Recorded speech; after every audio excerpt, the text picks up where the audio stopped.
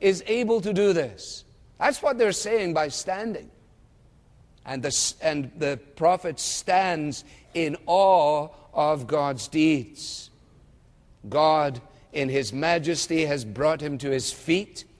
But in verse 16, it is the same majesty and power of God that has floored him. Floored him.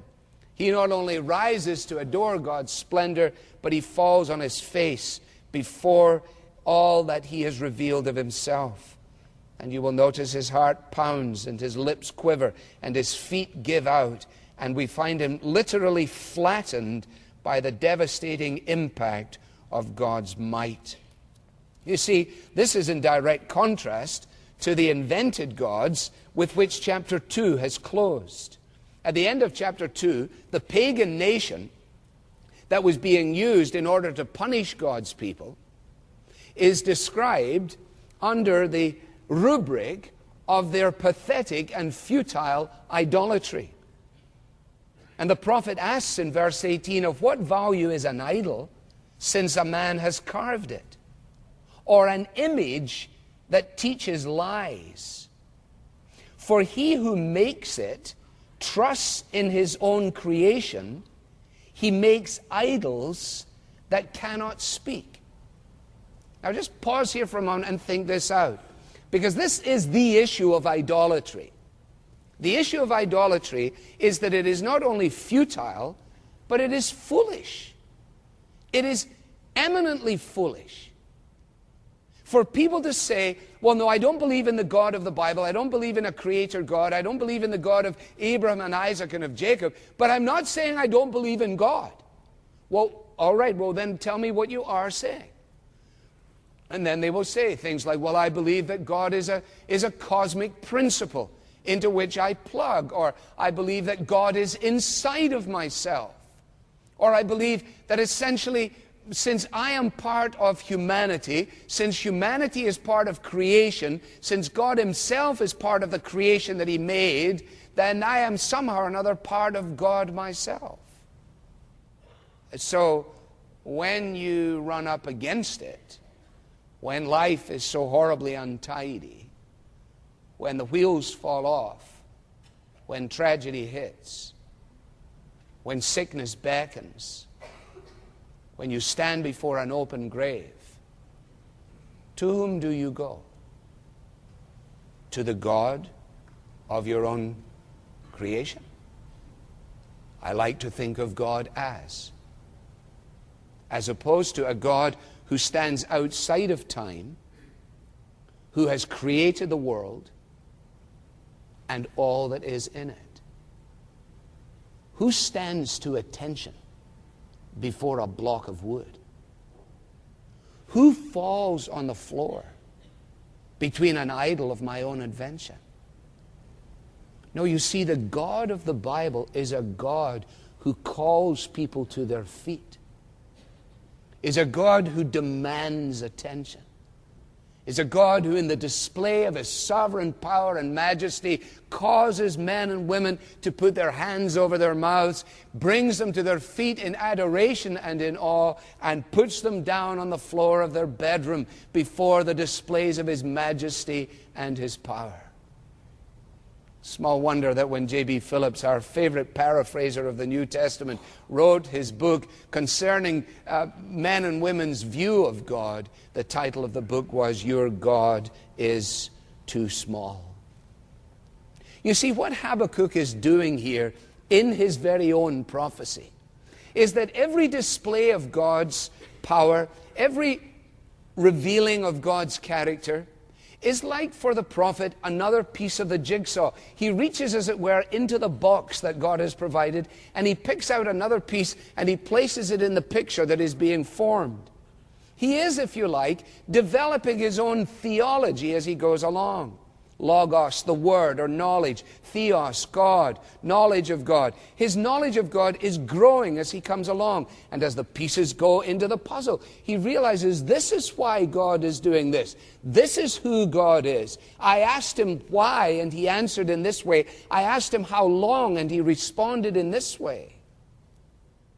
And so it is that now you find him waiting patiently.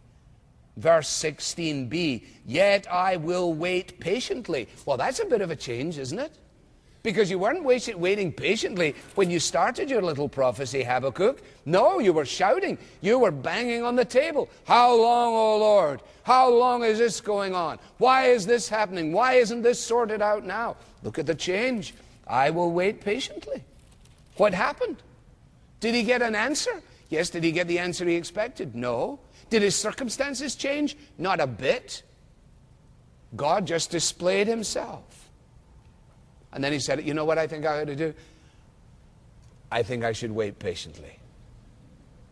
Good idea, Habakkuk. God perfectly understands your questions at the beginning. He understands that. But that's the right response. I will wait patiently, verse 16, and I will pray fervently, verse 2. And his prayer is clear. Do in our day what you've done in other days. Renew your deeds in our day. In our time, make them known. In wrath, remember your mercy. It's as though Habakkuk is living in a kind of flat, uneventful era. Nothing much is going on. And then all of this violence and destruction and injustice breaks out. And he knows that God needs to intervene. And he cries out to him. And now as he says, I'm going to wait patiently, he says, I'm also going to use the time to talk to you. And this is what I'm asking you. In your wrath, remember your mercy. Incidentally, a prayer that would only finally be answered if you fast forward 700 years to a scene outside of the walls of Jerusalem and to the second person of the Trinity, Jesus Christ the Son, hanging on a cross and declaring it is finished. What is finished? The work of redemption, whereby he took in himself all of God's righteous wrath against sin, and he displayed in himself all of God's mercy provided for the sinner. Well, that's something of the prophet's reaction. Secondly, the prophet reviews. The prophet reviews. And in verses 3 to 15, what you have is a wonderful poem. It is a classic example, I'm told, of Hebrew poetry.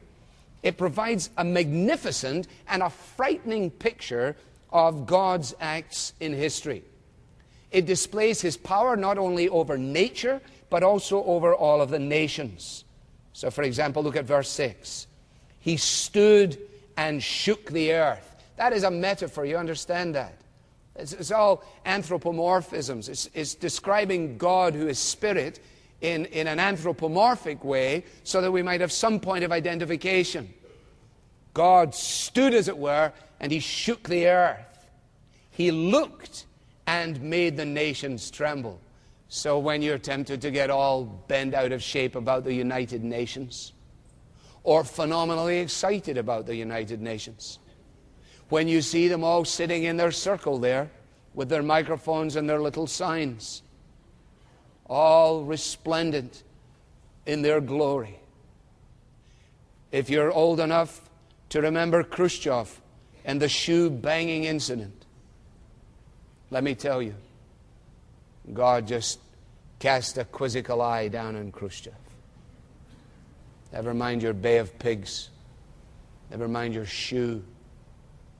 And all the events of the nations, as described here, and as described on a daily basis in our news broadcasts, are under the control of the Creator of the ends of the earth, who doesn't grow weary and whose wisdom is unsearchable.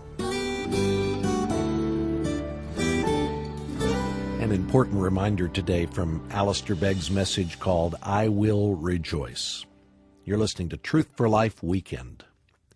If you're like me, you need a message like this one to bring you back to the truth of God's Word. Throughout the week, I find my mind wandering, my perspective getting out of whack. But a thoughtful Bible-teaching sermon can help wake me up. You ever experienced that?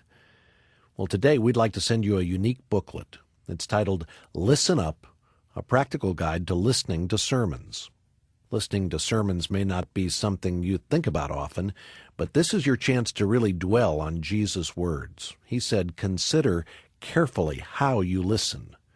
This booklet is a quick read, but it is loaded with practical help for getting the most from Bible teaching, and even encouraging stronger sermons from your pastor. Contact Truth for Life today to request your copy. It may be something you read on your own or review with a small group from your church. When you give a donation of any amount, mention that you'd like the booklet called Listen Up. Call 888-588-7884 or go online to truthforlife.org. And let me say thanks for your generous donation. We rely on the regular gifts of men and women like you to record, produce, and distribute and air these programs you hear each week. And to multiply your impact, become one of our Truth Partners. This is a group of people who commit to giving a donation every month and to pray for Truth for Life. Sign up online at truthforlife.org/truthpartner or call 888-58-TRUTH. And remember, when you give a donation, you're invited to request the booklet called Listen Up, a practical guide to listening to sermons.